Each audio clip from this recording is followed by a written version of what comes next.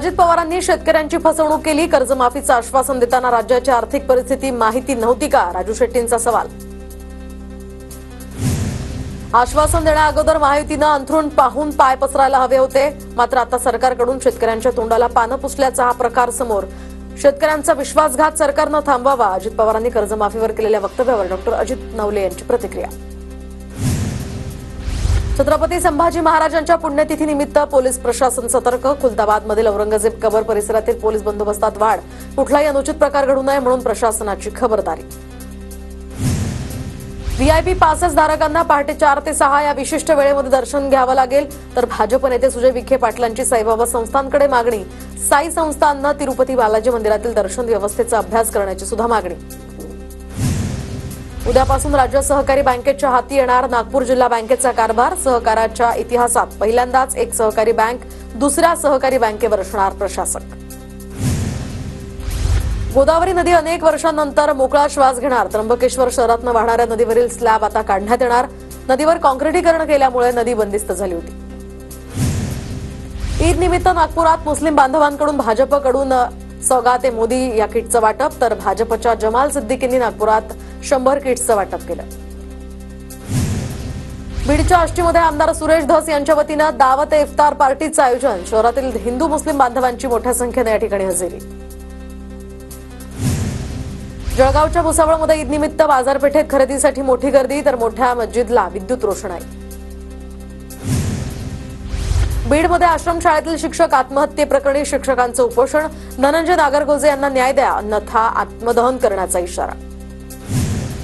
स्वाभिमानीचे प्रशांत अडिक्कर यांना जामीन मंजूर, कारागृहाबाहेर येताच कार्यकर्त्यांकडून सत्कार, राजकीय द्वेषापोटी खोटे गुन्हे दाखल केल्याचा अडिक्कर यांचा आरोप, उच्च न्यायालयामध्ये दाद मागणार असल्याची माहिती। हिंगोली जिल्ह्यातील जलाशय मार्च महिन्याच्या शेवटीच कोरडे, झपाट्यानं पातळी कमी होत असल्यामुळे पाणी टंचाई आता निर्माण होण्याची शक्यता। नाशिकच्या मालेगावमध्ये उन्हाचा तडाखा वाढल्यामुळे पाणी टंचाईचं उग्र रूप, तर पाणी टंचाईमुळे आता माणसांबरोबरच जनावरांचे सुद्धा हाल, मेंढ्यांना पाणी पाजण्यासाठी मेंढपाळाची वणवण। जालना जिल्ह्यावर पाणी टंचाईचं सावट, बदनापूर तालुक्यामध्ये सर्वाधिक पाणी टंचाईची समस्या, जिल्ह्यातील 64 प्रकल्पांपैकी 2 प्रकल्प कोरडे ठाक, 25,000 नागरिकांना 10 टँकरद्वारे पाणी पुरवठा। भंडाऱ्याच्या चुल्हाड सिहोरा या परिसरामध्ये विहिरींची पाणी पातळी खालावली, उजव्या कालव्यासाठी जलाशयाचे पाणी आता सोडण्याची ग्रामस्थांची मागणी। चाळीसगावच्या गिरणा धरणामध्ये 35% जलसाठा शिल्लक, पिण्याच्या पाण्यासाठी एप्रिल महिन्याच्या शेवटी 3रे आवर्तन सोडण्यात येणार, बाष्पीभवन वाढल्यामुळे धरणांच्या जलसाठ्यात झपाट्यानं घट। वर्ध्यामध्ये उन्हाचा तडाखा वाढला व तापमानाचा पारा 41 अंशांवर, वाढत्या तापमानामुळे आता रस्त्यांवरील वर्दळ सुद्धा कमी, उन्हाच्या तीव्र झळांमुळे नागरिक त्रस्त। बुलढाणा जिल्ह्यात उष्माघाताचे 5 रुग्ण, जिल्हा सामान्य रुग्णालयामध्ये रुग्णांवर उपचार सुरू, गेल्या 24 तासात आढळले 3 रुग्ण। गडचिरोली जिल्ह्यातील दक्षिण भागामध्ये अवकाळी पावसाच्या सरी, तर पावसामुळे तोडणी करून ठेवलेल्या मिरचीच्या पिकाला फटका, शेतकऱ्यांचं यामुळे मोठं नुकसान। वाढत्या तापमानाचा अमरावती जिल्ह्यातील संत्रा बागांना मोठा फटका, ऊन वाढल्यामुळे संत्री गळून पडण्याचं प्रमाण वाढलं, त्यामुळे उत्पादन आता घटणार। जालन्याच्या जाफराबाद तालुक्यातल्या टेंभुर्णी गावामध्ये नळाला दूषित पाणी, दूषित पाण्यामुळे आता नागरिकांचं आरोग्य धोक्यात, टेंभुर्णी ग्रामपंचायत प्रशासनाचा कारभार चव्हाट्यावर। सांगलीमध्ये दलित महासंघाचं अनोखं आंदोलन, गटारीचं पाणी महापालिकेच्या दारात फेकून पालिकेचा निषेध, गटारीचं पाणी रस्त्यावर साचून राहिल्यामुळे हे आंदोलन। वाशिमच्या कामर गावात पाण्याची पाईपलाईन फुटली, हजारो लिटर पाणी यामुळे वाया, उन्हाळ्यात पाणी टंचाईच्या झळा असताना अशा प्रकारे पाण्याची नासाडी। लातूरच्या निटूरमध्ये 2 गावात तुफान हाणामारी, जुन्या वादात हाणामारी झाल्याची माहिती, हाणामारीमध्ये 7 जण गंभीर जखमी, 5 जण ताब्यात, तर दोन्ही गटातील 15 जणांवर गुन्हा दाखल। धुळे एमआयडीसी परिसरातील एका कारखान्यातनं 300 किलो भेसळयुक्त पनीर जप्त, स्थानिक गुन्हे शाखेची कारवाई, अन्न आणि औषध प्रशासनाकडून पंचनामा। हिंगोली तालुक्यातल्या नरशी नामदेव या परिसरामध्ये पोलीस स्टेशन हद्दीतील 3 वाळू तस्करांना तुरुंगवास, प्रथम वर्ग न्यायालयानं सुनावली शिक्षा।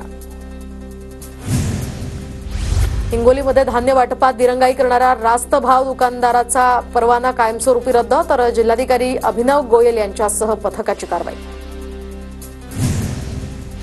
लातूरच्या अहमदपूर नागपूर या ठिकाणी बनावट नोट चलनात आणणाऱ्या दोघांना पोलिसांकडून बेड्या. नोटांच्या काळ्या बाजाराची पोलिसांकडून कसून चौकशी.